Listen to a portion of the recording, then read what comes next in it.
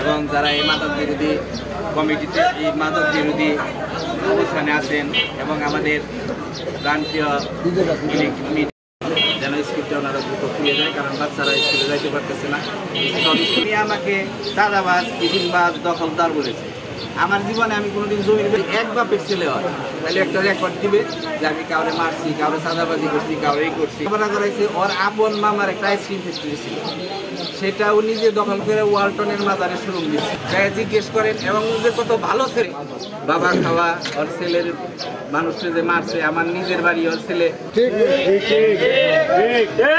আর আমি এখানে আসা বিএনপির কিছুই না। এখানে যতগুলো মানুষ মজিবর কি বিএনপি করে না, কাটলো করার পরে আমি সহ ভালো রাজনৈতিক দলের কথা বলছি। ও বিএনপির কে? ও মাদক সম্রাটের সাথে হত্যা মামলার আসামি জেলে, সে জেলে আছে এবং ওই কমিটির মাসে মাসে টাইলগুলো করি চাল কামে সেটা জিম্মি করে রাখছে। মসজিদে এখন কোনো মাদ্রাসায় দিয়ে দিচ্ছি, ফেসবুকে দিয়ে দিচ্ছি, সবার মিডিয়াতে আছে, সবাই দেখছে।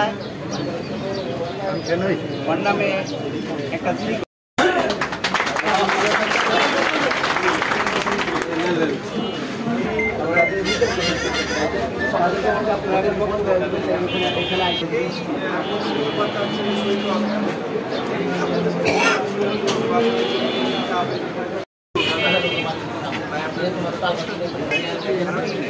আমার কি হলো